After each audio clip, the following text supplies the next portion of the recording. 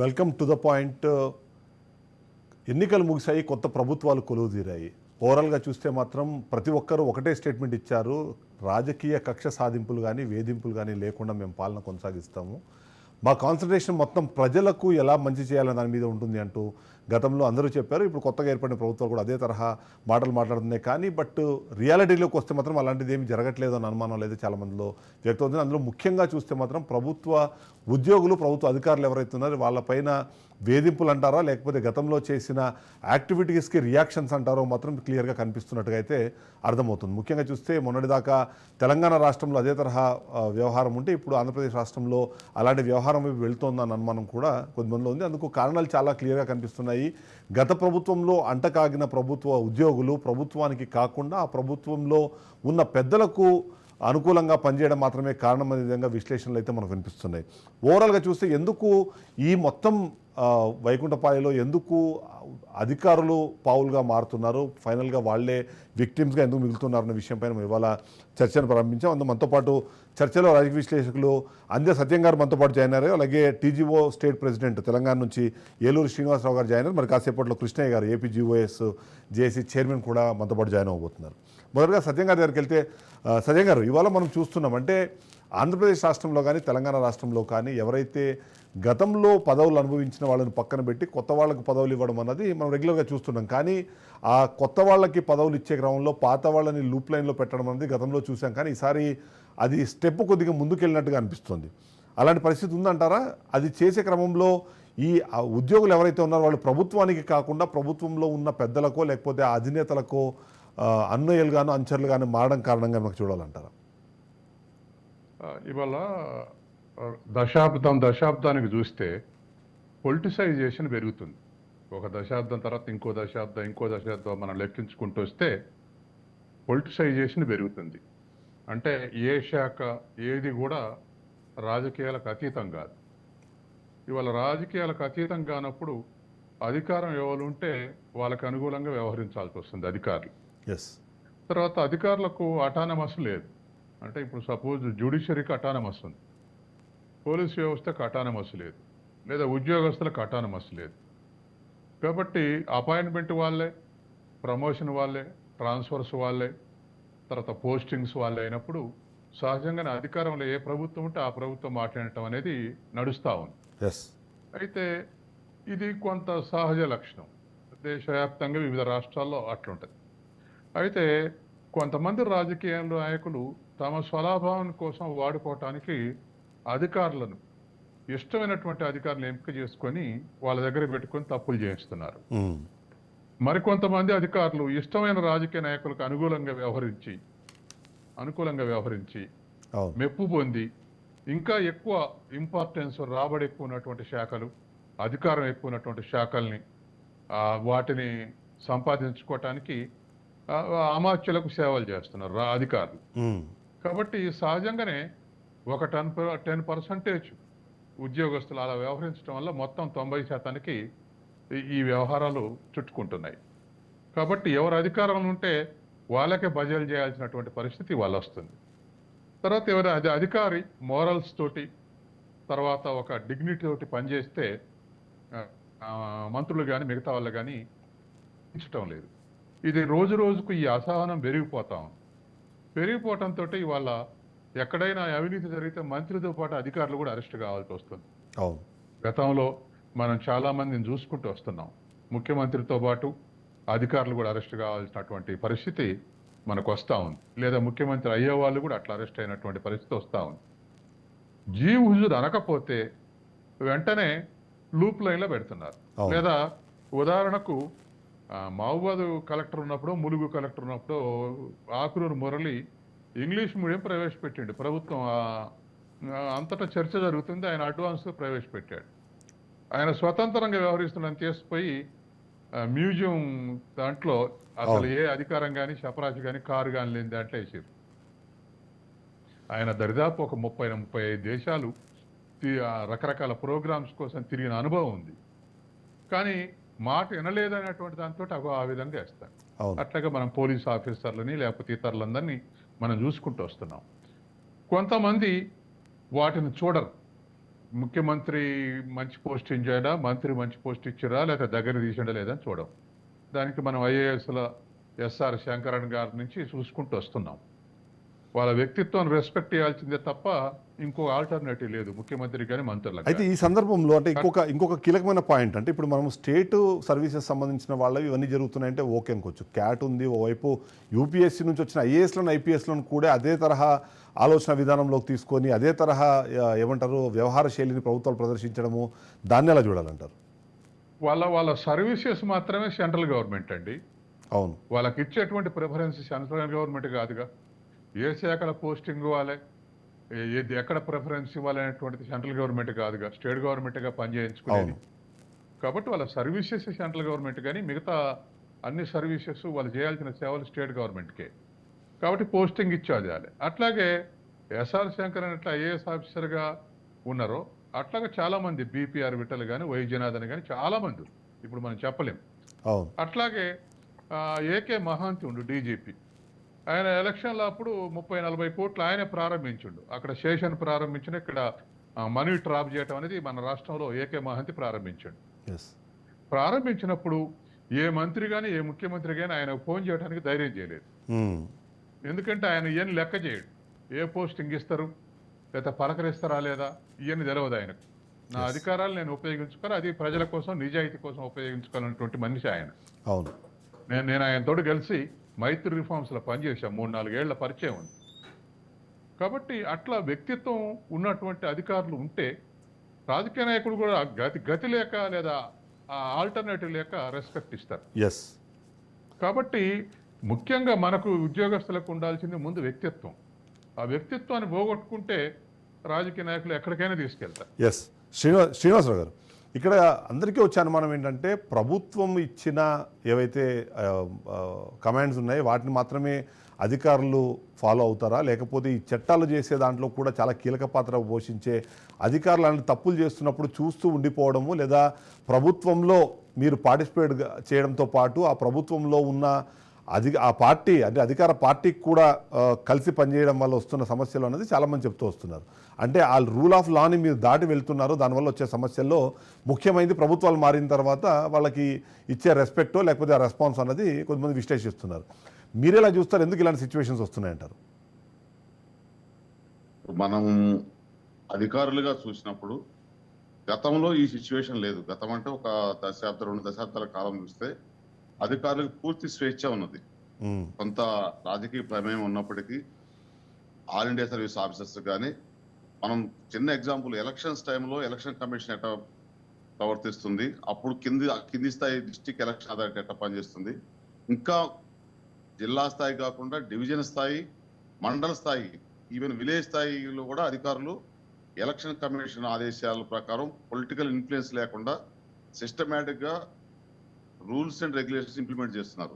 అదే చేయటానికి అధికారులు ఎప్పుడు సిద్ధంగానే ఉంటారు. కానీ మారిన రాజకీయ పరిణామాలే, ముఖ్యంగా చిన్న రాష్ట్రాలు అయిపోయిన తర్వాత ఈ రాజకీయాల్లో ఉన్న అధికారం కూడా ఈ గెలిచిన ప్రజాప్రతినిధులు కూడా చాలా క్లోజ్ గా అధికారంతో మూవ్ అవుతూ ఈ పోస్టింగ్ల విషయంలో మీరు చూస్తే అటు ఆల్ ఇండియా సర్వీస్ ఎంప్లాయీస్ కావచ్చు, లేదు స్టేట్ సర్వీస్, గ్రూప్ 1 సర్వీస్ కావచ్చు, ఇంకా నెక్స్ట్ సర్వీస్ కావచ్చు, మారుతున్న పరిస్థితుల్లో తప్పనిసరి రాజకీయ నాయకుల మాట, పబ్లిక్ మాట వినకపోతే ఆ పోస్టింగ్ లో ఉండరు.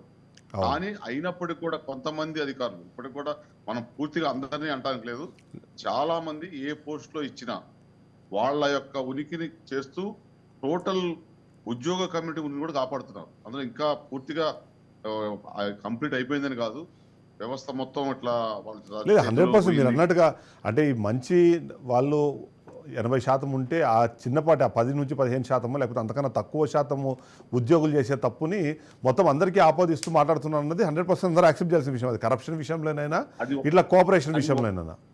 అది ఒకటే కాదు, ప్రభుత్వం మారినప్పుడు సిన్సియర్ ఆఫీసర్స్ ని, ఆనెస్ట్ గా ఉండే ఆఫీసర్స్ నే కొత్త ప్రభుత్వం కూడా నియమించుకుంటుంది. ఎనీ కింది నుంచి పై వరకు కూడా, కిందిలో అటు ఎమ్మెల్యేలు కావచ్చు, ఎమ్మెల్సీలు కావచ్చు, ఆనరబుల్ మినిస్టర్స్ కావచ్చు, ఈ సీఎంఓ లెవెల్లో కూడా సిన్సియర్ ఆఫీసర్స్ పెట్టుకుంటారు. పోను గవర్నమెంట్ అడ్మినిస్ట్రేషన్ స్టార్ట్ అయిన తర్వాత ఒత్తిడికి లోకి ఆఫీసర్ చాలా దగ్గరగా అయిపోయి రూల్స్ కి లోబడి చేయాల్సినవి కూడా ప్రలోభాలకు లోబడి చేయాల్సి వస్తుంది. దాని వల్లనే వీళ్ళకి వాళ్ళతో పాటు వీళ్ళు కూడా క్రిమినల్ కేసులు ఎన్నో కావటం, జైలు వరకు పోయి రావటం, ఈ భయాందోళన గురి రావటం, రోజు మీడియాలో ఇవన్నీ మనం కథనాలు వినటం అనేది జరుగుతుంది. ఇప్పటికైనా ఇప్పుడు వచ్చిన ప్రభుత్వాలు కొన్ని మేము చూస్తే రీసెంట్ గా అయితే మేము 30 years సర్వీస్ లో ఉన్నాం అధికారులుగా. ఒక 10 years నుంచే మనం దీన్ని గమనించవచ్చు. ఈ మార్పు అనేది పూర్తిగా ప్రభుత్వం మారినప్పుడు వారికి అనుకూలంగా ఉంటేనో, లేదు ఎలక్షన్ కు ముందు వారికి ఉన్నవాళ్ళు, లేదు గత ప్రభుత్వంలో బాగా ఇబ్బందులు పెట్టినప్పుడు ఆటోమేటిక్ గా అణచివేత గురిన వాళ్ళకి పైకి తీసుకోవడం కొంత ఉంటుంది, కొంత పర్సెంటేజ్ ఉంటుంది, కొంత పర్సెంటేజ్ ఉంటుంది. కానీ అది కాకుండా పోను గవర్నమెంట్ అడ్మినిస్ట్రేషన్ స్టార్ట్ అయిన తర్వాత ఇక అనూహ్యులు అనేది ఆటోమేటిక్ వస్తారు. దాని వల్ల ఇదంతా ఇబ్బంది వస్తుంది. మీరు చెప్పినట్టు చేస్తాము, రూల్స్ ఉన్నప్పటికీ కూడా రూల్స్ కూడా బ్రేక్ చేసి మీకు కొంత మేరకు సహాయం చేస్తామనే టైప్ లో చేస్తున్నారు. కాబట్టి ఇవన్నీ వస్తున్నాయి, ఇది మారుతుంది. అవును. అయితే ఇక్కడ ఒకసారి కృష్ణ గారి దగ్గరికి వెళ్దాం. ఏపీలో ఇప్పుడు హాట్ టాపిక్ ఇదంతా నడుస్తున్న నేపథ్యంలో కృష్ణ గారి దగ్గర ఒకసారి వెళ్దాం. కృష్ణ గారు, గుడ్ ఈవినింగ్ సార్. అయితే ఇప్పుడు మనం చూస్తున్నాం, ఆ రెడ్ బుక్ రాసేటప్పుడు ఆ రెడ్ బుక్ లో పొలిటీషియన్స్ కన్నా ఎక్కువ అధికారుల పేర్లు, అందులో ముఖ్యంగా చూస్తే పోలీస్ అధికారుల పేర్లు ఎక్కువగా ఉన్నట్టుగా మనకి కొన్ని లీక్స్ అందుతూ ఉన్నాయి. సో రాజకీయ నాయకులకి టార్గెట్గా ప్రభుత్వ ఉద్యోగులు మారడము, అంటే రాజకీయ నాయకులు వాళ్ళు ఒకటని చెప్పేసి ముందు తిట్టుకుంటున్నారు, తర్వాత కలిసిపోతున్నారు, అవసరమైతే పార్టీలు మారి కండువాలు కప్పుకొని పోటీలు చేసే పరిస్థితి. కానీ ఈ క్రీడలో ఎక్కువ శాతం ఉద్యోగులు బలవుతున్నారు. అందులో నేను చెప్పాను మీకు, ఆ రెడ్ బుక్ లాంటి దానిలో కూడా మీ పేర్లు ఎక్కే పరిస్థితి, అంటే ప్రభుత్వ ఉద్యోగుల పేర్లు ఎక్కే పరిస్థితి వచ్చేసిన సందర్భం కనిపిస్తుంది. ఎందుకు ఇలాంటి సిచ్యువేషన్ ఉందంటారు? అక్కడ స్పెసిఫిక్గా మీరు విశ్లేషించాలి అనుకుంటే ప్రభుత్వ ఉద్యోగుల సైడ్ నుంచి జరుగుతున్న తప్పులు ఏమంటారు?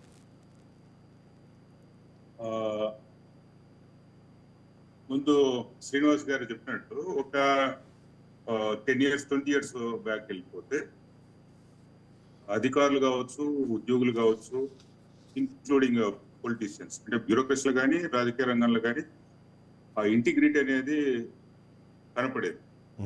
రాను అదేదో సామెత చెప్పినట్లు యథా రాజా తదా ప్రజ, ఒక పరిపాలనాపరమైనటువంటి, అంటే ఒక గవర్నమెంట్ చేంజ్ అయినప్పుడు డెఫినెట్ గా వాళ్ళ పాలసీలకు అనుగుణంగా, వాళ్ళ ప్రభుత్వ విధానాలకు అనుగుణంగా అధికారులను మార్చడం అనేది సహజమే. అయితే ఇప్పుడు పాయింట్ ఏంటంటే, ఏ పద్ధతుల్లో మారుస్తున్నారు, ఏ పద్ధతుల్లో ఈ ఇంటిగ్రిటీ కావచ్చు, పెర్ఫార్మెన్స్ ఇండికేటర్స్ కావచ్చు, లేదంటే వాళ్ళ వ్యక్తిగతమైనటువంటి కాంపిటెన్స్ కావచ్చు, ఇవన్నీ కూడా లెక్కలేక తీసుకోవడం లేదు. ఎవరైతే ఎస్ బాస్, చాలా మంది ఐఏఎస్ లో, అంటే దురదృష్టవశాత్తు I'm very sorry to say, చాలా మంది ఐఏఎస్ లో పరిస్థితి ఎలా ఉందంటే, టిఎన్ శేషన్ లాంటి వాళ్ళు, లేదంటే ముందుగా చెప్పినట్టు శంకరన్ లాంటి వాళ్ళు, ఇలాంటి అధికారులు అసలు మనం చాలా దురదృష్టవశాత్తు కనపడటం లేదు. ఎస్పెషల్లీ ఈ మధ్య కాలంలో ఉన్న కాస్త నలుగురు కూడా, ఎవరైతే అంటే రాష్ట్ర సచివాలయంలో పనిచేస్తున్నాను కాబట్టి అత్యున్నత స్థాయిలో ఉన్నటువంటి సీనియర్ ఐఏఎస్ అధికారులను కూడా దగ్గర నుండి అబ్జర్వ్ చేసే అవకాశం మాకు దక్కుతుంది. వాటిని అబ్జర్వ్ చేసినప్పుడు అంతో ఇంతో ఇంటిగ్రేటివ్ ఉండి చక్కగా పనిచేద్దాం, ఆనెస్ట్ గా పనిచేద్దాం, అంటే వాళ్ళలో వ్యక్తిగత నిజాయితీతో పాటు ప్రొఫెషనలిజం ఉంటుంది, అన్ని ఉంటాయి. అయితే ఎంతకాలం అంటే చాలా సార్లు ఏ గవర్నమెంట్ అంటే వాళ్ళందరూ నాన్ ఫోకల్లో ఎక్కడో మూలకుంటారు. నిజంగా కాంపిటెన్సీ ఉండి కూడా వాళ్ళ సర్వీస్ ను ఉపయోగించుకోలేనటువంటి దురదృష్టవశ పరిస్థితుల్లో ప్రభుత్వాలు ఉంటుంది. దానికి కారణము రెండు వైపులా ఉందండి. విషయస్ సర్కిల్ వేసా ఎట్లా అంటే, నిజంగా అంటే టిఎన్ శేషన్ లాంటి వాళ్ళు ఉన్నప్పుడు ఏ ప్రభుత్వం అయినా, ఇప్పుడు కిరణ్ బేడి చాలా సార్లు చాలా సందర్భాల్లో నాన్ ఫోకల్లో వేసి, అయినప్పటికీ ఈవెన్ జైళ్ల శాఖలు కూడా రిఫార్మ్స్ తీసుకొచ్చేసి, అదేవిధంగా అంటే ఈవెన్ ఇప్పటికి కూడా ఉన్నటువంటి లోక్సత్తా జయప్రకాష్ నారాయణ కావచ్చు, చాలా మంది అధికారులు, పేరు అధికారులు, ఎంతో మంది అధికారులు, అటు పోలీస్ డిపార్ట్మెంట్ లో కావచ్చు, ఇట్లా ఐఏఎస్ లో కావచ్చు, లేదంటే మిడిల్ లెవెల్ ఆఫీసర్ అంటే స్టేట్ సర్వీసెస్ లో కావచ్చు, చాలా నిజాయితీగా నిర్మోహమాటంగా పక్కగా తన ఇంటిగ్రిటీతో పనిచేసేటువంటి అధికారులు ఉన్నారు. దురదృష్టవశాత్తు ఈ పొలిటికల్ ఇంటర్ఫరెన్స్ అంటే ప్రభుత్వం మారినప్పుడే కాదు, చాలా సందర్భాల్లో వాళ్ళకి అనుగుణంగా ఉన్నటువంటి అధికారులను మాత్రమే వాళ్ళ శాఖలు వేయించుకోవడం కావచ్చు, పోకల్లో వేయించుకోవడం కావచ్చు. పోకల్ అంటే ఇన్ ద సెన్స్, ఇప్పుడు ఇక్కడ ఒక అధికారికి తన ఇన్ఫ్లుయెన్స్ ద్వారా, అంటే ఇన్ఫ్లుయెన్స్ అంటే ప్రజలకు మంచి చేసే దిశగా, ప్రజలకు ఒక ఐఏఎస్ అధికారి, ఒక కలెక్టర్ ఒక మారుమూల ఏదో పాడేరు లాంటి ప్రాంతాల కంటే ట్రైబల్ ఏరియాస్ లో వెళ్తే అక్కడ చేయాలన్నటువంటి ఒక సంకల్పం ఉన్న అధికారులను కూడా ఎక్కడో అసలు అంటే కొన్ని ప్రాధాన్యత లేని ప్రాంతాలు. దీన్ని నివారించాలంటే కావాల్సింది చిత్తశుద్ధి ప్రభుత్వంలో ఉండాలి. అవును, ముఖ్యంగా రిఫార్మ్స్ గవర్నమెంట్ ఆఫ్ ఇండియా కూడా, ఎందుకంటే ఐఏఎస్ అధికారులు అనేది గవర్నమెంట్ ఆఫ్ ఇండియా కిందకి వస్తారు కాబట్టి డెఫినెట్ గా రిఫార్మ్స్ దిశగా, ఎందుకంటే ఏఆర్సీ అడ్మినిస్ట్రేటివ్ రిఫార్మ్స్ కమిటీలు చాలా సార్లు వస్తున్నాయి, కానీ ఈ దిశగా ఆలోచన చేయడానికి ఈవెన్ స్టేట్ గవర్నమెంట్ లో కూడా Indian reforms administrative reforms committee recommend చేసినటువంటి వాటిలో ఈ అంశం లేదు. ఎందుకు లేదంటే ఎఫెక్టివ్ గా పనిచేసినటువంటి ఇంటిగ్రిటీతో పనిచేసినటువంటి అధికారులను ఎలా సెలెక్ట్ చేసుకోవాలి, ప్రమోషన్ ఇస్తున్నాం, ప్రమోషన్ ఎలా వస్తుంది, డిపార్ట్మెంటల్ ప్రమోషన్ కమిటీ అనేది ఒకటి ఉంటుంది. ఆ ప్రమోషన్ కమిటీ రికమెండ్ చేసిన వాళ్ళు మాత్రమే ప్రమోషన్ కి ఎలిజిబుల్ అవుతుంది. అవును, ఒకసారి రెడ్డన్న గారు మనతో పాటు ఫోన్ లైన్లో ఉన్నారు. ఒకసారి రెడ్డన్న గారిని ఒకసారి మాట్లాడిద్దాము, తర్వాత మళ్ళీ మీ దగ్గరకు వస్తాను నేను. రెడ్డన్న గారు, గుడ్ ఈవినింగ్. చెప్పండి. అయితే ఇవాళ మనం చూస్తున్న ప్రభుత్వాలు మారిన తర్వాత ఆ ప్రభుత్వాలు, అంటే పాత ప్రభుత్వాలు అధికారంలో ఉన్నప్పుడు పనిచేసిన పోలీస్ ఆఫీసర్లు, ఐపీఎస్ ఆఫీసర్లు, అంటే ఎస్ఐల దగ్గర స్థాయి నుంచి స్టార్ట్ చేస్తే డీజీపీల వరకు ప్రతి ఒక్కరు ఇవాళ టార్గెట్లో టాప్ ప్లేస్లో ఉంటున్నారు. ఎందుకు ఇలాంటి పరిస్థితి? ప్రభుత్వాలు మారిన ప్రతిసారి ఆ పర్టికులర్ స్పెషల్ కొన్ని పొజిషన్స్ స్పెసిఫిక్గా చూస్తే ఇంటెలిజెన్స్లో కానీ, లేకపోతే ఇలాంటి ఐబీలతో పాటు మరికొన్ని కీలకమైన శాఖల్లో సిఐడిలో పనిచేసిన వాళ్ళని టార్గెట్ చేసుకొని కొత్త ప్రభుత్వాలు వర్క్ చేస్తున్నాయి. ఎందుకు ఇలాంటి పరిస్థితి ఉందంటారు? దానికి అనేక కారణాలు ఉన్నాయి. కొందరు అత్యుత్సాహం ప్రదర్శిస్తారు. ప్రభు అదేదో దీనికోసం, దయ కోసం ఆయన ఒకటంటే ఈయన 10 చేస్తాడు.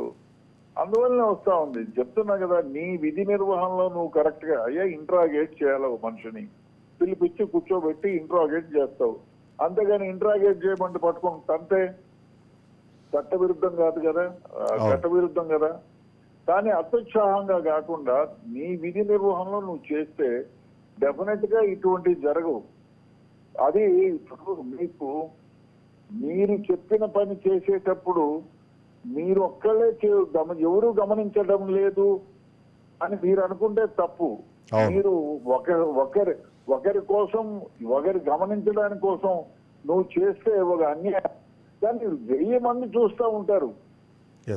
That will be reflected in your character. తెలీదా?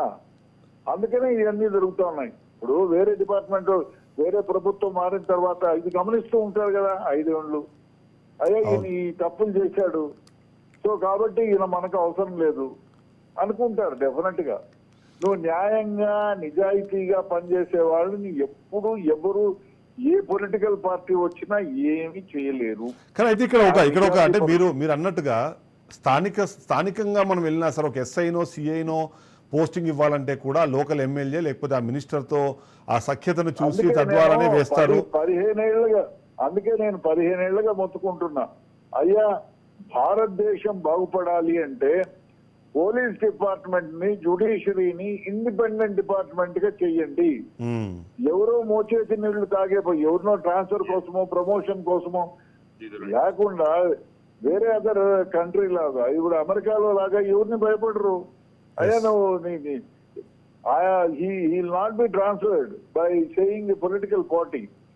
Independent department, independent agency. కాబట్టి ఆ విధంగా ఉంటే అట్టడుగు వర్గాల ప్రజలకి, అణగారిన ప్రజలకి, భారతదేశం మొత్తంలో ప్రతి ఒక్కడికి కూడా న్యాయం జరుగుతుంది.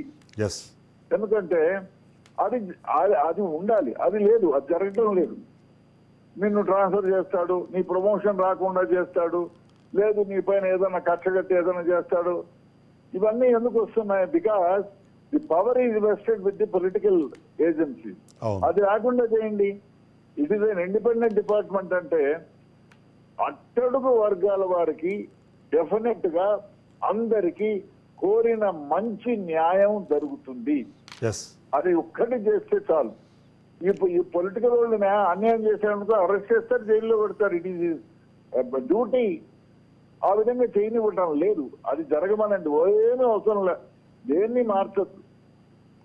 ఒక్క డిపార్ట్మెంట్, పోలీస్ డిపార్ట్మెంట్ ని, జుడిషియరీని ఇండిపెండెంట్ డిపార్ట్మెంట్ గా చేయండి చాలు. Yes yes. ఒకసారి సత్య గారు చెప్తే పోయా నీకెందుకు చెప్తామంటారు. పో అంటారు. I do my job, you cannot do anything to me. అంతే కదా. ఎస్. దేన్ని ఎవరు ఏం చేయలేరు. ఈ విల్ అరెస్ట్ ఎనీబడి. అయితే సత్యం గారు ఇక్కడ అంటే వచ్చే మరొక కీలకమైన ప్రశ్న ఏంటంటే, ఎవరైతే అంటే అధికారంలోకి రాబోతున్నామో, అధికారంలోకి మేము వస్తేనో ఖచ్చితంగా మిమ్మల్ని టార్గెట్ చేయబోతున్నాము అంటూ ఓపెన్ స్టేట్మెంట్స్ ఇచ్చి మరి వాళ్ళని లూప్ లైన్లో పెట్టడం కానివ్వండి, లేకపోతే ఇప్పుడు మనం ఈ మధ్యకాలంలో చూసాము ప్రభుత్వం తీసుకున్న నిర్ణయాలకు కూడా అధికారులను బాధ్యులు చేస్తూ వాళ్ళను కూడా కేసులు ఇరికించే ప్రయత్నాలు చేయడం కానివ్వండి, అలాంటి పనులు చేయడం కానీ మనకు తెలుస్తుంది. అది ఒకటి. రెండోది, వాళ్ళు పేషీల్లో ఉండగానే వాళ్ళకి అధికారులు కట్ చేయడము, లేకపోతే వాళ్ళని లీవ్ మీద వెళ్ళమని చెప్పడము, మరి కొంతమందిని అవమానకరంగా బిహేవ్ చేయడం, ఇవన్నీ చూసిన తర్వాత ఈ ఇంత కష్టపడి మేము ఈ సిస్టంలోకి వచ్చింది, దాదాపుగా 30-35 సంవత్సరాలు మేము ప్రజలకు సేవ చేయాలని వచ్చిన అధికారులు కాస్త ఇట్లా ప్రభుత్వాలు మారినప్పుడల్లా వాళ్ళకి అవమానాలు ఎదురైతే వాళ్ళు ఎట్లాంటి మైండ్ సెట్లోకి వెళ్ళే అవకాశం ఉందంటారు? ఇప్పుడు నేను ముందే చెప్పాగా, పాలిటిసైజేషన్ ఒకటి. రెండోది, జ్యుడిషియరీకి ఉన్నట్టే అటానమస్, పోలీసు వ్యవస్థకి అటానమస్ లేకపోవటం.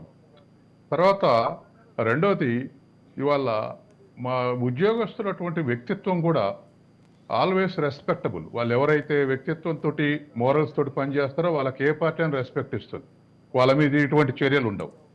తర్వాత మూడవది, కేవలం పైరవైలకు అలవాటు పడ్డటువంటి ఉద్యోగస్తులు మాత్రమే ఇటువంటి శిక్షలకు గురి అవుతున్నారు. మరి తప్పు కదా. ఉద్యోగస్తులు ఒక ప్రభుత్వం ఉన్నట, ఆ ప్రభుత్వం తరఫున ఇవాళ చాలా మంది ఇల్లీగల్గా భూములు కూడా రెగ్యులరైజ్ చేస్తే కలెక్టర్లకు ఎమ్మెల్సీలు ఇస్తున్నారు. ఇటువంటి పరిస్థితికి ఎవరు కారణం? రాజకీయ నాయకులే కాదు. ఇప్పుడు మన కళ్ళ ముందైతే ఒక కలెక్టర్, ఒక మంత్రి 150 ఎకరాలు ఆక్రమిద్దామని ప్రయత్నం చేస్తే ఫైల్ మీద సంతకం పెట్టలే. ఏడాది కాలం ట్రాన్స్ఫర్ చేశారు. తెలంగాణలో ఏడాది కాలం ట్రాన్స్ఫర్ చేశారు. అంటే గత ఎక్స్పీరియన్స్ చూసినాక పొలిటికల్ లీడర్స్ తోటి ఐఏఎస్ కానీ, ఐపీఎస్ కానీ కుమ్మక్కై చేస్తే వాళ్ళు కూడా జైల్లోకి పోవాల్సి వచ్చింది. కాబట్టి ఇటువంటి వాటికి దూరంగా ఉందామని అనుకున్నప్పుడు ఇగో ఇది శిక్ష. ఒక్క ఐఏఎస్, ఐపీఎస్ఏ కాదు, మీరు ఇంకా ఇతరులు చూడండి, అపాయింట్మెంట్స్ కానీ ఏవైనా చూడండి. యూనివర్సిటీలో వైస్ ఛాన్సలర్ అపాయింట్మెంట్ కావాలంటే ఎన్ని ఇంటర్నేషనల్ ప్రొఫెసర్గా ఎన్ని ఇంటర్నేషనల్ పేపర్స్ సబ్మిట్ చేశారు, ఎన్ని కాన్ఫరెన్స్లు అటెండ్ అయ్యారు, ఎన్ని నేషనల్ సెమినార్స్, ఎన్ని కాన్ఫరెన్స్లు అటెండ్ అయ్యారు, తను పనిచేసే డిపార్ట్మెంట్ని ఎట్లా తీర్చిదిద్దాడు, దాంట్లో ఆయనకున్న అడ్మినిస్ట్రేషన్ స్కిల్స్ ఏంటి, అకాడమిక్ స్కిల్స్ ఏంటి చూసి అపాయింట్మెంట్ చేయాలి. కానీ 20 ఏళ్ల కింద ఒక ఉస్మానియా వైస్ ఛాన్సలర్ అయ్యేటప్పుడు 70 మంది ఎమ్మెల్యేల సంతకం పెట్టి ముఖ్యమంత్రికి ఇచ్చాడు, నన్ను వైస్ ఛాన్సలర్ చేయమని. అయిండు, ఆయన వైస్ ఛాన్సలర్ అయిండు. అంటే ఇక ఎమ్మెల్యేల చెప్పిన ఆధారంగా వైస్ ఛాన్సలర్ అపాయింట్ చేసేటట్టయితే ఆ వైస్ ఛాన్సలర్ల ఎఫిషియన్సీ ఎట్లుంటది? ఇవాళ అందరూ వైస్ ఛాన్సలర్ మీద ఎంక్వైరీ చేస్తున్నారు, ఆంధ్ర కానీ తెలంగాణ కానీ.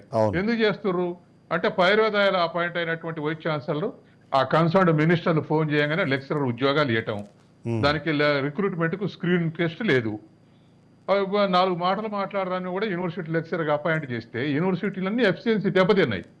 ఇవి ఇట్లా డోల్ డ్రమ్స్ ఉంటాయి. వైస్ ఛాన్సలర్ ఎప్పుడైతే అవతల మంత్రి చెప్పినట్టు చేసింది అనుకో, వచ్చే కొత్త మంత్రి ఇతన్ని తొందర పంపాలి, పంపిన తర్వాత ఎంక్వైరీ చేయాలి, అతని మీద కమిషన్ వేయాలి. రెండు మనం చూస్తున్నాం. కాబట్టి ఐఏఎస్, ఐపీఎస్ఏ కాదు, ఎవ్రీవేర్ ఇట్ ఈస్ హ్యాపెనింగ్. అందుకని ముందు అసలు ఉద్యోగస్తులు తన లిమిట్స్లో ఎఫెక్టివ్గా పనిచేస్తే అది రెస్పెక్టబిలిటీ వస్తుంది. ఇది ముందు తన విధులకు, తన అధికారాలకు కట్టుబడి ఉండాలి.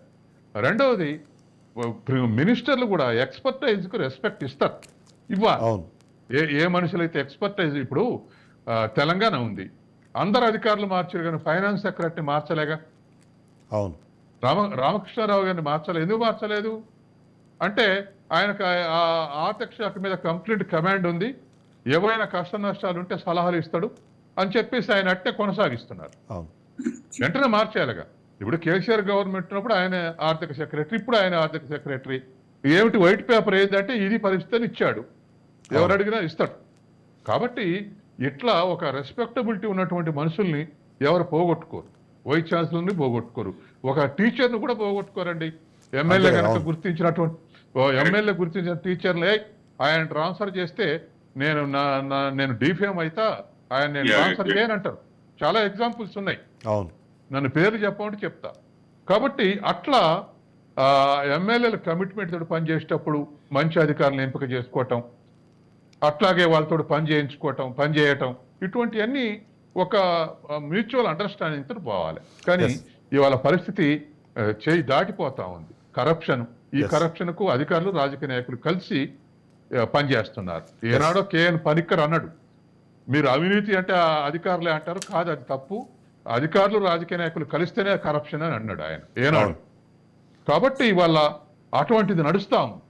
ఎవరైతే ఎక్స్ట్రా మనీ కావాలనుకుంటారో ఆ అధికారుల ప్రాపకం కోసం పనిచేస్తా ఉన్నారు. ఏ రాజకీయ నాయకుడైతే నమ్మకంగా చేసి పెడతాడు అనుకుంటారు, అటువంటి వాళ్ళు అపాయింట్ చేసుకుంటారు. కమిషన్లు ఎవరైతే మంచిగా వసూలు చేసి పెడతారు అనేది మనం చూస్తున్నాంగా. శ్రీనివాస గారు, అంటే ఇది చూస్తే స్ట్రిక్ట్ గా ఉంటేనేమో ఒక సమస్య, లూజ్ గా ఉంటే మరో సమస్య. బై ఎండ్ ఆఫ్ ఇట్ అయితే మాత్రం ఏంటంటే ఉద్యోగులే ఇక్కడ లేదండి, లేదు, చాలా మంది వ్యక్తిత్వం పోగొట్టుకోవడానికి ఇష్టపడరు. అదే ఉంటే వాళ్ళని తీసి అప్రాధాన్యత పోస్టుల్లో వేయడమో లేకపోతే అట్లానూ ఇబ్బంది పడుతున్నారు. సరే, వీళ్ళతో క్లోజ్ గా ఉన్నారు అంటే కాదండి. ఇప్పుడు అప్రదమైన పోస్ట్ వస్తే ఏంది, ఎక్స్ట్రా మనీ రాదు, జీతం వస్తుందిగా. అవును, నా జీతం నాకు జీతం చాలనుకున్నోడికి ఎక్కడ పోయినా పోతాడు, ఎక్కడైనా పని చేస్తాడు. అంటే మనం ఇంతకుముందు మురళి గారు ఎగ్జాంపుల్ తీసుకున్నప్పుడు ఆయన అక్కడ పని చేయనివ్వలేదని చెప్పి ఆయన రాజీనామా చేసి మళ్ళీ ఇంకొక రాష్ట్రానికి వెళ్ళి అక్కడ రిఫార్మ్స్ తీసుకొచ్చే ప్రయత్నాలు చేయడం, ఇట్లాంటివన్నీ మనం చూసొచ్చాం. కానీ అందరూ ఈ స్థాయిలో డేరింగ్ స్టెప్స్ తీసుకోలేరు, అదొక సమస్య. ఆయనకు స్కూల్ ఎడ్యుకేషన్ లో ఒక ఎక్స్పర్టైజ్ ఉంది. అవును, స్కూల్ ఎడ్యుకేషన్ అసలు ఎవరి దగ్గర ఆయన ఐఏఎస్ ఆఫీసర్ ఉంటే ఏదైనా కొత్త విషయం వచ్చిందంటే నా దగ్గర అడుక్కొని చదివాడు. మొన్న న్యూ ఎడ్యుకేషన్ పాలసీ వచ్చినప్పుడు ఒక సెమినార్ లో సత్యం గారు మీ దగ్గర ఉన్న ఇన్ఫర్మేషన్ ఇవ్వండి అని తీసుకున్నాడు. అందుకని కమిట్మెంట్ అటువంటి ఇప్పుడు అహంకారమైన రాజకీయ నాయకులు ఉన్నప్పుడు అటువంటి వాళ్ళకి అప్రదమైన పోస్టులు వేస్తారు. ఖచ్చితంగా చేస్తున్నారు. శ్రీనివాసరావు గారు, ఇక్కడ అదే అంటున్నా, ఇప్పుడు స్ట్రిక్ట్ గా ఉంటేనే ఒక సమస్య, లూజ్ గా ఉంటే మరో సమస్య, అనుకూలంగా పనిచేస్తే మరో సమస్య, ప్రతికూలంగా కనిపించారంటే ఇంకో సమస్య. ఇట్లా ఉద్యోగులు నిజంగానే వాళ్ళు ఓపెన్గా పనిచేసే అవకాశం ఉందంటారా? నిజంగానే మీరు అంటే ఏదంటారు, మీరు మీ రూల్ బుక్ ఏదైతుందో ఆ రూల్ బుక్ని మేము ఫాలో అయ్యి ముందుకు వెళ్తాము అంటే ఇప్పుడు మనుగడ లేని పరిస్థితి మనకు అనిపిస్తోంది. సో ఉద్యోగుల మైండ్ సెట్ ఏమైపోతుంది ఇట్లాంటి సిచ్యువేషన్స్ చూసిన తర్వాత? సత్యం గారు చెప్పిన దానికి కొంతమేరకి ఏకీభవిస్తూ, ప్రభుత్వం పబ్లిక్ రిప్రజెంటేటివ్ చెప్పినట్టు చేయనప్పుడు ఆన్సర్ ఒక్కటే కాదు, ఎక్కడికేసినా వెళ్ళొచ్చు. కానీ మిడిల్ ఆఫ్ ది ఇయర్ ఎక్కడో నాన్ పోకలు ఒక రకమైన సొసైటీలో సెలబ్రిటీ హోదా వచ్చిన ఆఫీసర్స్ అట్లా చేసినప్పుడు అది బ్యాడ్ మెసేజ్ కూడా పోతుంది ఎక్కడికంటే అక్కడ. ఇందులో రెండు పార్టీలుగా చూడొచ్చు మనం. అట్లా వేయించిన మంత్రి ఎమ్మెల్యే కూడా డిఫేమ్ అవుతారు, పలానా అధికారిని ట్రాన్స్ఫర్ చేయించారంటే. మీరు అనేది కరెక్ట్. వాళ్ళు డిఫేమ్ అవుతారు, తర్వాత ఫ్యామిలీ కూడా సఫర్ అవుతుంది. ఎక్కడికైనా పోవడానికి ఇండివిజువల్ రెడీగా ఉంటాడు, కానీ ఫ్యామిలీ ఇబ్బందులు ఉంటాయి కాబట్టి కొంత ఏజ్ ఫ్యాక్టర్ కావచ్చు, కొన్నిట్లో సరెండర్ కావాల్సి వస్తుంది.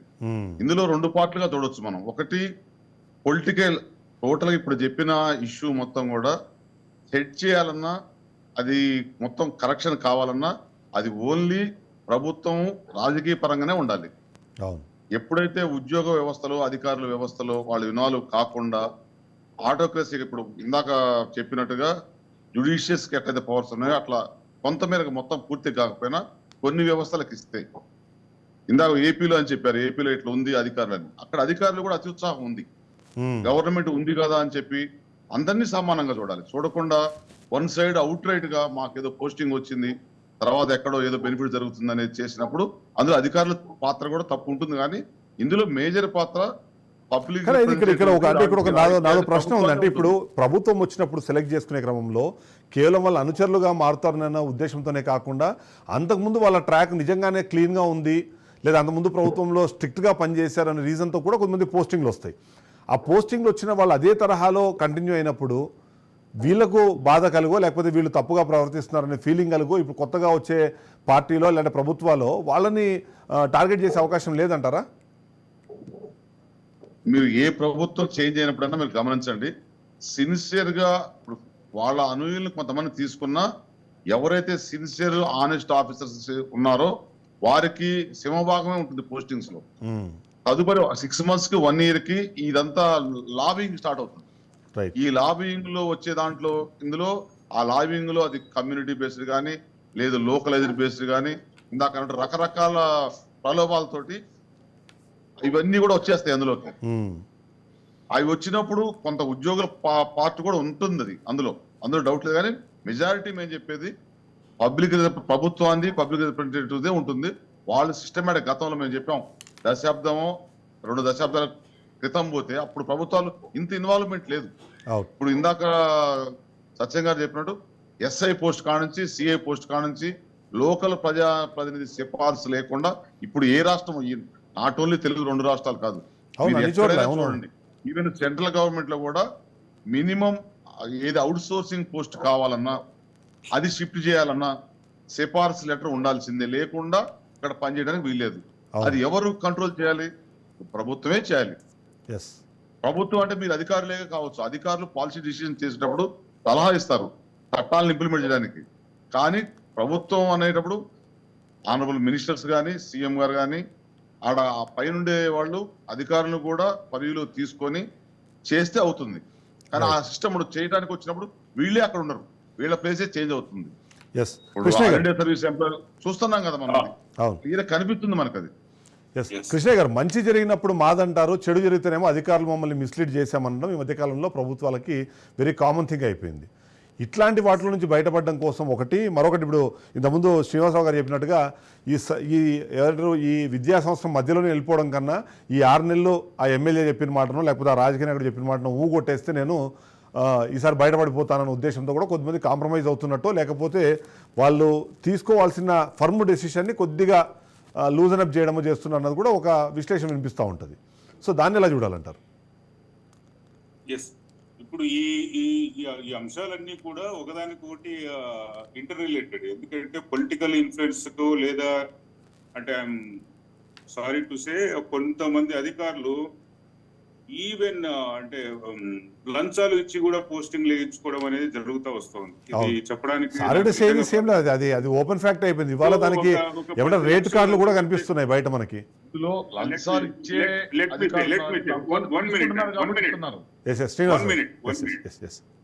పాయింట్ ఏంటంటే ఒక 4 శాఖలు చాలా ప్రజలతో అత్యంత దగ్గర సంబంధాలు ఉండి రెగ్యులర్ గా అంటే every day daily routine issues లో కూడా పబ్లిక్ తో టచ్ లో ఉంటాయి. ఇది 1 police department, 2 revenue department, 3 Panchayati Raj, 4 municipal department. Municipal వచ్చేసి అర్బన్ ఏరియాలో సంబంధించినటువంటి వెల్ఫేర్ యాక్టివిటీస్ కావచ్చు, మిగిలిన ఆస్పెక్ట్స్ లో కూడా చాలా. ఒక లంచం ఇచ్చి వచ్చినటువంటి మున్సిపల్ కమిషనర్ అతను ఎలా చేస్తాడు, అతని పెర్ఫార్మెన్స్ ఎలా ఉంటుంది, ప్రజలను ఖచ్చితంగా పట్టి పీడిస్తాడు. ఒక 20 లక్షలు 10 లక్షలు ఇచ్చినప్పుడు అంతకు 10 వసూలు చేస్తాడు.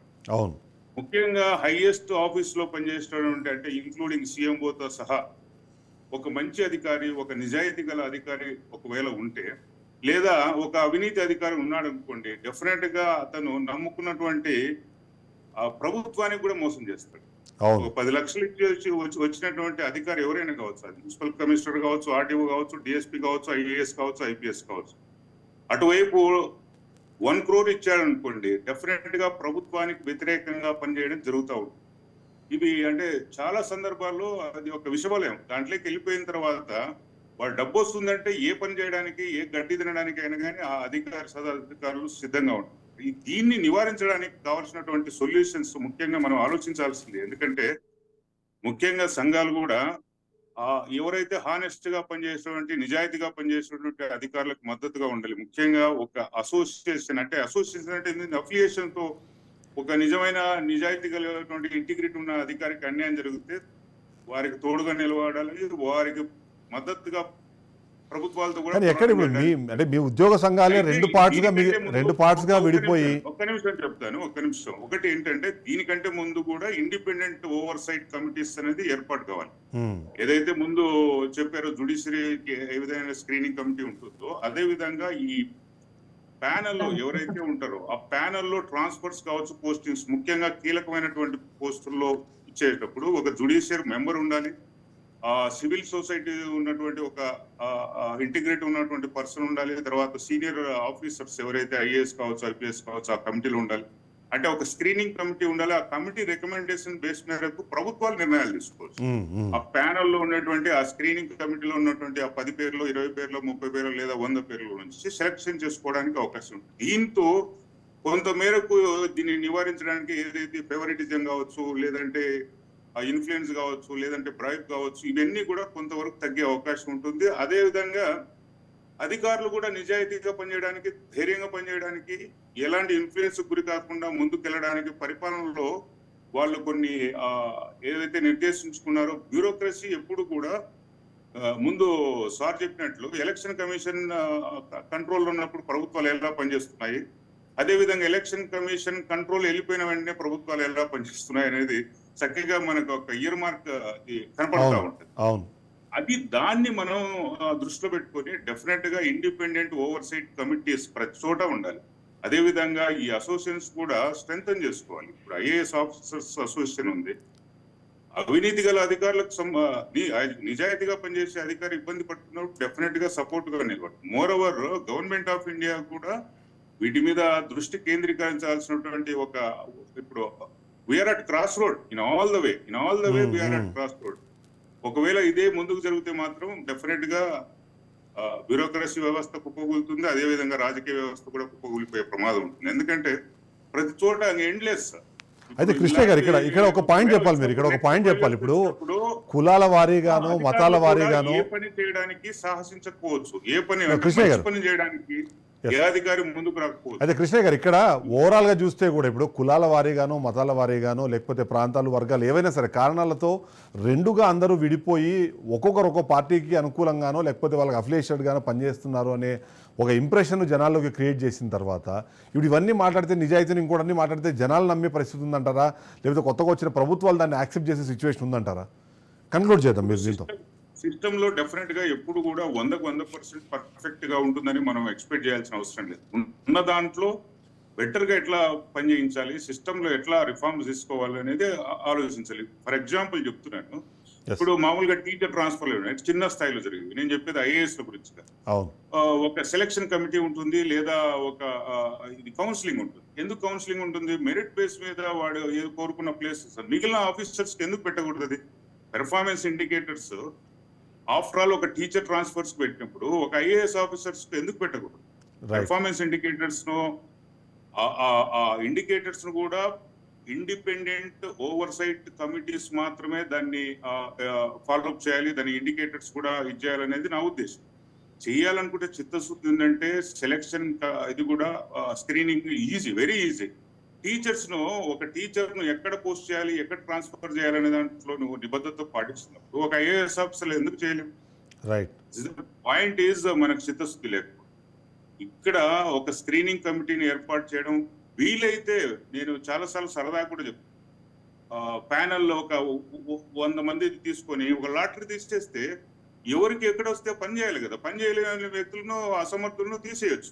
అంటే లాటరీ తీయడం అనేది, అంటే నా ఉద్దేశం అర్థమైంది. ఎవరైనా ఎక్కడికైనా వెళ్ళడానికి సిద్ధంగా ఉండాలి. ఎస్, ఏ పనికైనా ఏ పదవికైనా సిద్ధంగా ఉండాలి. ఫేవరిజం కానీ, లేకుంటే ఇన్ఫ్లుయెన్స్ కానీ, లేకుంటే బ్రైబ్ కానీ అవకాశమే లేదు. చివరికి ఒక సిఐ, ఒక ఎస్ఐ పోస్టింగ్ కోసం కూడా లోకల్ గా ఉన్నటువంటి అది రాజకీయ నాయకులు చుట్టూ తిరగాల్సినటువంటి అగత్యం మనకు ఏర్పడిందంటే ఎంత మధ్యకాలంలో ఐ థింక్ ఎంఆర్ఓల స్థాయిలో కూడా అదే తరహా యాక్టివిటీస్ జరుగుతున్నాయని నేను అనుకుంటున్నాను. నాకు తెలిసింది ఈ మధ్యకాలంలో. నేను ముందే చెప్పాను కదయ్యా, revenue, police, municipal and Panchayati Raj, ఈ 4 డిపార్ట్మెంట్లు అటు అర్బన్ లో కావచ్చు, ఇటు రూరల్ లో కావచ్చు, పబ్లిక్ తో చాలా సంబంధం. నిజాయితీ గల అధికారులను ఎప్పుడైతే మనం వేయించుకోలేమో అప్పుడు మాత్రమే డెఫినెట్ గా మనం కావాల్సినటువంటి ఎఫిషియెంట్ గవర్నెన్స్, గుడ్ గవర్నెన్స్ ను మనం ఎక్స్పెక్ట్ చేయొచ్చు. Otherwise, శ్రీనివాసరావు ఏదో పాయింట్ రైజ్ చేస్తారు ఒకసారి. బాగుంటుంది తప్పితే రిఫార్మ్స్ దిశగా చిత్తశుద్ధితో పనిచేయాలి. నేను కూడా Yes. గవర్నమెంట్ ఆఫ్ ఇండియాకు ఈ ఏఆర్సి మీద ఒక రిపోర్ట్ తయారు చేసి కమిటీని రివైజ్ చేయాలని చెప్పేసి అడగడానికి మేము మా ఉద్యోగ ఆఫీసర్స్ చేసే తరఫున మేము రెడీ అవుతున్నాం. ఎందుకంటే ఇది ఇలా వదిలేస్తే చాలా రాను అవును, సిస్టమ్ కొలాప్స్ కావడమే కాదు, ఇంకా ఎవరు కూడా ఐఏఎస్ అంటే ఊరికి వస్తుంది. ఐఏఎస్ అవును, ఎన్నో అహోరాత్రులు కష్టపడితే ఐఏఎస్ వస్తుంది, ఎన్నో అహోరాత్రులు కష్టపడితే కళ్ళకు రక్తం వస్తే ఐపీఎస్ వస్తుంది. మరి ఎంత దుర్మార్గంగా అంటే ఒక పొలిటికల్ ఇన్ఫ్లుయెన్స్ కు లోబడి ఒక బానిసల్లాగా చాలా దారుణంగా వ్యవస్థ దిగజారుతుంటే నిజంగా ఐ ఫీల్ వెరీ. శ్రీనివాసరావు గారు ఏదో పాయింట్ నివారించాలంటే కొంతవరకైనా నిజాయితీగా సంఘాలు పనిచేయాలి.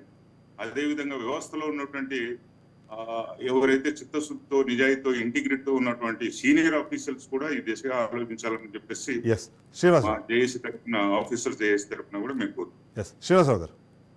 ఇప్పుడు ఇందాక కృష్ణ గారు చెప్పినట్టు అసోసియేషన్స్ బాధ్యత ఉంటుంది, కానీ ప్రభుత్వాలలో ఉన్న ఈ రాజకీయాలకి లోబడి అసోసియేషన్స్ కూడా మీరు గత 10 సంవత్సరాలుగా చూడొచ్చు. ఉమ్మడి రాష్ట్రాల్లో కూడా ఏ సంఘానికి, ఏ క్యాడర్కైనా ఒక అసోసియేషన్ ఉంటుంది. అటు ఎన్జిఓస్ కావచ్చు, గెస్ట్ ఆఫీసర్స్ కావచ్చు, లేదు 4th క్లాస్ కావచ్చు, అటు ఎనీ ఒక క్యాడర్కి ఒక అసోసియేషన్. కానీ ఇప్పుడు ప్రభుత్వం సైడ్ నుంచి అంటే ఏదైతే అధికార పార్టీ ఉంటుందో, గతంలో జరిగింది రైట్, ఒక్కొక్క సంఘాన్ని పార్ట్లుగా విడదీసి వాళ్ళకు అనుకూలంగా ఉన్న సంఘాలను మాత్రమే ఎంటర్టైన్ చేసి మిగతా సంఘాలని ఆల్మోస్ట్ ఆల్ కొలాప్స్ చేసే పరిస్థితి ఉంది. అందుకే ఏ నిర్ణయం తీసుకున్నా మీరు అబ్జర్వ్ చేసే ఏ నిర్ణయం తీసుకున్నా ప్రభుత్వానికి పాలాభిషేకాలు చేసే ఉద్యోగులు అంటే ఏ నిర్ణయం తీసుకున్నా ఉంటారు. పాలాభిషేకాలు, పుష్పాభిషేకాలు చేసే బ్యాచ్ ని మాత్రమే ప్రభుత్వాలు గుర్తించాయి. అదే మీకు చెప్పబోయేది. అట్లా కాకుండా వాటిలో కూడా ప్రజాస్వామ్యబద్ధంగా ఎలక్షన్స్ జరిగి సింగిల్ ఒకటే సంఘం ఉన్నప్పుడు ప్రశ్నించడానికి అవకాశం ఎక్కువ ఉంటుంది. దాన్ని అవసరమైతే అజిటేషన్ పోవడానికి ఉంటుంది. అది ఒక్కటే కాకుండా ఇంకోటి కూడా కృష్ణయ్య గారు ప్రస్తావించిన దాంట్లో పైసలు ఇచ్చి వచ్చే అధికారులు, లంచం ఇచ్చి వచ్చే అధికారులు అనేది గతంలో లేదు. కానీ ఎవరు తీసుకుంటున్నారు, దాన్ని పోస్ట్ ని ఆక్షన్ పెడుతుంది ఒక వ్యవస్థ. ఆ ఆక్షన్ లో అందరూ పోవట్లేదు, సిన్సియర్ ఆఫీసర్స్ పోవట్లేదు. పోవడానికి వాళ్ళ దగ్గర అమౌంట్ కూడా ఉండదు. సిన్సియర్ ఆఫీసర్ ఎప్పుడు వెనకబడే ఉంటాడు. ఎవరైతే ఆల్రెడీ ఆ రేస్ లో ఉన్నారో వాళ్ళు మాత్రమే పోతున్నారు. ఇది మొత్తం ఎవరు కంట్రోల్ చేయాలంటే అధికారుల వ్యవస్థ కాకుండా ప్రభుత్వం నుంచి, రాజకీయ వ్యవస్థ నుంచి ఈ ప్రక్షాళన జరగాల. అప్పుడు మాత్రమే ఇదంతా మళ్ళీ సర్దుపడే అవకాశం ఉంటుంది. కానీ మేము అనుకుంటున్నాం వస్తుందని వ్యవస్థ మళ్ళీ పునరేకీకరణ, పునర్నిర్మాణం జరుగుతుందనే మేము. కానీ ఈ అసోసియేషన్స్ అన్ని ఒక్కటయ్యి నిజంగానే అంటే వాళ్ళ అసోసియేషన్లోనే కాదు, ఏ ప్రభుత్వ ఉద్యోగికి నష్టం జరిగినా, కష్టం వచ్చినా మేము ఉన్నాము అనే స్థాయిలోకి మళ్ళీ అసోసియేషన్స్ రావాలి అంటే ఉద్యోగుల సైడ్ నుంచి ఎట్లాంటి ఇనిషియేషన్ ఉండాలంటారు? మీరు గమనిస్తే చూడండి, ఏ 2 స్టేట్లోనే కాదు మిగతా దగ్గర కూడా ఉద్యోగ సంఘాలకి జాయింట్ స్టాఫ్ కౌన్సిల్ అని, తర్వాత ఆఫీసర్స్ కమిటీ అని, అక్కడ నుంచి రోజా రూల్స్ అని ఒక జిఏడిలో ఒక వ్యవస్థ ఉంటుంది గవర్నమెంట్, స్టేట్ గవర్నమెంట్ లో. కానీ ఆ వ్యవస్థలే లేవు ఇప్పుడు. అంటే ఎలక్షన్స్ లేదు, ఎలక్షన్ స్టేటస్ పోయి nominated, appointed, selected by the ruling party. అవును, దాంతో పాటుగా ఈ ఉద్యోగుల్లో కూడా కొంత స్వార్థం లేదంటే స్వార్థం ఉంటుంది. ఇందులో నాయకత్వంలో డిఫీట్ అయిన వాళ్ళతో కలిసిపోయి ఆ క్షీరాభిషేకాలకి, పుష్పాభిషేకాలకి, ఇప్పుడు అది అవన్నీ ఏంటి, ఒక ఫ్లెక్సీలకి క్షీరాభిషేకం, పోలాభిషేకం అంటే ఇప్పుడు ఎవరో మరణించి ఒక స్టేటస్ వచ్చాక వాళ్ళకు మాత్రమే అది పాలాభిషేకాలు, పోలాభిషేకాలు వాళ్ళ స్టాటస్ జరుగుతాయి. ఒక బ్రతికున్న అతనికే ఫ్లెక్సీలకు జరిగే కార్యక్రమం ఉంది. అవి కూడా ఒరిజినల్ క్షీరాభిషేకాలు కావు, అది వాటర్ లో కెమికల్ కలిపి పోసేవి. ఇది కూడా ఫాల్తే. అక్కడ కూడా చిత్తశుద్ధి లేదంటారు. ఇప్పుడు మేము చెప్పేది ఉద్యోగ సంఘాలుగా, అధికారులుగా మేము చెప్పేది, ప్రభుత్వం ప్రక్షాళన చేయదలుచుకుంటే అది పెద్ద పని కాదు. అది పై నుంచి అటు నుంచే రావాలి, ఆటోమేటిక్ క్లియర్ అవుతుంది. మాలో ఉన్నారంటే ఎవరు తయారు చేశారు? అటు నుంచి తయారు చేయబడ్డారు. ఆక్షన్ పెట్టి కొనుక్కుంటున్నారు పోస్ట్ అంటే దాన్ని ఆల్రెడీ అతను రేట్ కార్డ్స్ బయట వినిపిస్తూ ఉంటాయి. దానికి ఒక ఎగ్జాంపుల్ చెప్తానండి. సత్య గారు, ఇప్పుడు ఉద్యోగ సంఘాల నాయకులు కూడా ఇప్పుడు మన మిత్రుడు అన్నట్టుగా పైరవికారుల నాయకులు అయ్యే పరిస్థితి దుస్థితి వచ్చింది. ఉమ్, చుక్కారామయ్య గారు లెక్చరర్ల సంఘం లీడర్గా ఉన్నప్పుడు అది కమిషనర్ తోటి డిస్కస్ చేయడానికి పోయాడు. రైట్. పోతే నువ్వు ఈ టైంలో కాలేజ్ టైంలో నా ఆఫీస్కి ఎట్లా వచ్చినావు అన్నాడు. అంటే it is none of your business అన్నాడు.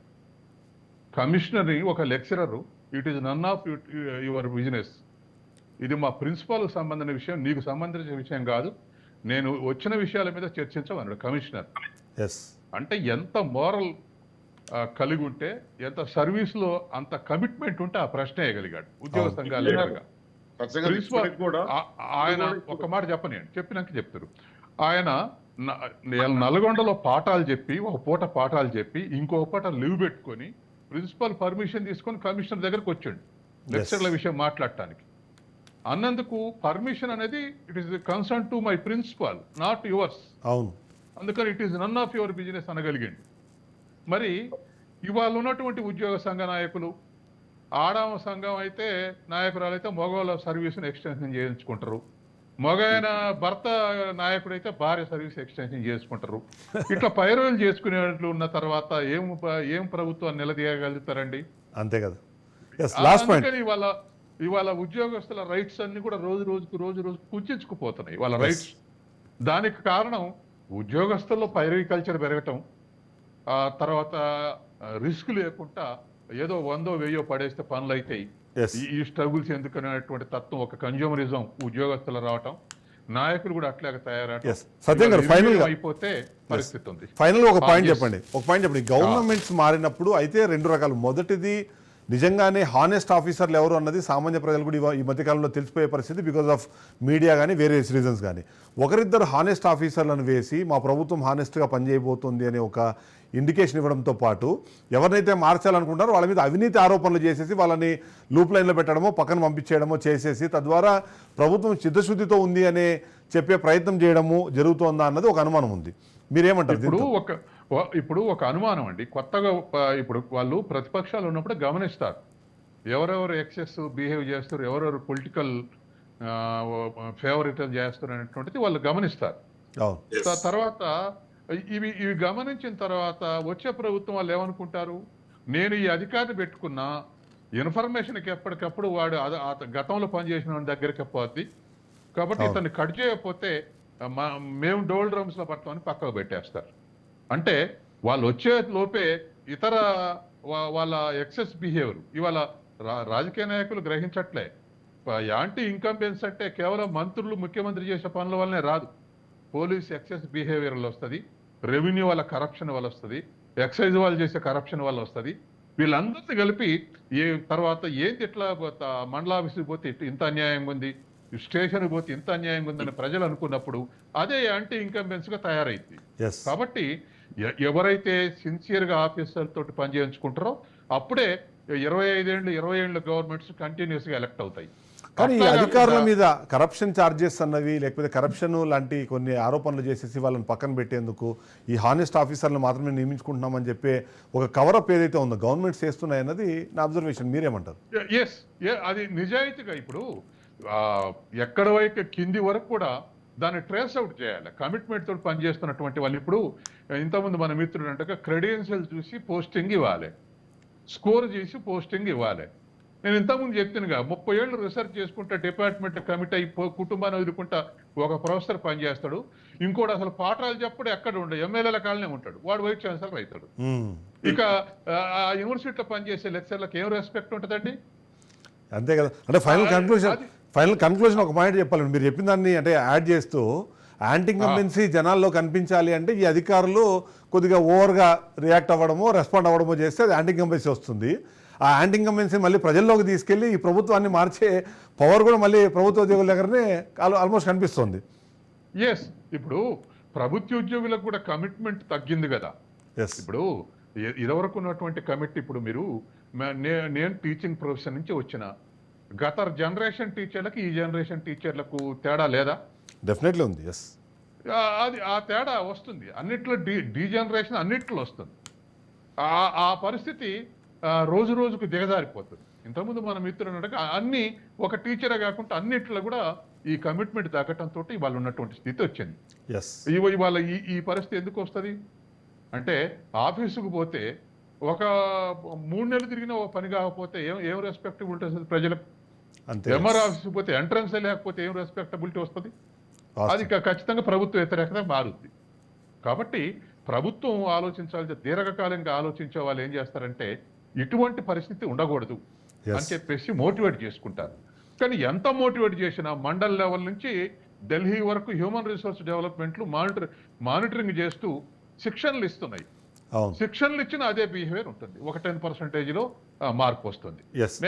నేను జన్మభూమిలో స్టేట్ లెవెల్ గ్రూప్ 1 ఆఫీసర్లు అందరికి శిక్షణ ఇచ్చిన దాంట్లో ఉన్నా. 3 నెలలు నేను రిసోర్స్ పర్సన్ పనిచేసిన, డిస్ట్రిక్ట్ లెవెల్ చేసిన. ఆఖరికి అబ్జర్వ్ చేస్తే చూస్తే ఏముంది, ఒక 10-15% మోటివేషన్ వచ్చేది. మిగతా 80% నెగిటివ్ యాటిట్యూడే ఉంది. ఎస్. కాబట్టి ఆ పాజిటివ్ బిహేవియర్ తీసుకురావాల్సినటువంటి కర్తవ్యం ఖచ్చితంగా ప్రభుత్వాల మీద ఉంది, తర్వాత మానిటరింగ్ ఏజెన్సీల మీద కూడా ఉంది. Right. Thank you very much Satyam గారు, thank you very much Krishnaiah గారు, thank you very much Srinivasarao గారు. ఓవరాల్గా చూస్తే మాత్రం ఖచ్చితంగా ఇవాళ ప్రభుత్వాలు మారిన క్రమంలో అధికారులను స్కేప్ గోట్లు చేస్తున్నారు. అధికారులను అంటే బాధ్యులుగా చేసి గత ప్రభుత్వం తీసుకున్న నిర్ణయాలను వాళ్ళు అంటే కేవలం అక్కడ ఇంప్లిమెంట్ మాత్రమే చేశారు, అయినా సరే వాళ్ళని ఓవర్గా బిహేవ్ చేశారనో లేకపోతే ఓవర్గా రియాక్ట్ అయ్యారనో చెప్పి వాళ్ళని బాధ్యులను చేస్తూ బాధితులుగా మారుస్తున్న పరిస్థితి మనకు కనిపిస్తుంది. కనీసం ఇప్పటికైనా అధికారులు కానివ్వండి, ప్రభుత్వ ఉద్యోగులు కళ్ళు తెరిచి ప్రభుత్వాలకి మాత్రమే వర్క్ చేయాలి, ప్రభుత్వంలో ఉన్న నాయకులకో లేకపోతే అక్కడ ఉన్న అధినేతలకో కాకుండా పనిచేస్తే ఫ్యూచర్లో ఇలాంటి ఇబ్బందులు లేకుండా ఉంటాయని అయితే ఒకటి కనిపిస్తుంది. అంతేకాకుండా స్వార్థం కానివ్వండి లేకపోతే స్వలాభం కోసం ఏదైతే చేస్తున్న యాక్టివిటీస్ ఉన్నాయో అవి కొద్దిగా తగ్గించుకుంటే ఇట్లాంటి పరిస్థితుల్లో ఈ ప్రభుత్వ ఉద్యోగులు ఉండరు అనేది అయితే ఒకటి మనకు కనిపిస్తుంది. ఇది వాళ్ళ టు ద పాయింట్. రేపటి షోలో మళ్ళీ కలుద్దాం. State to Raj news.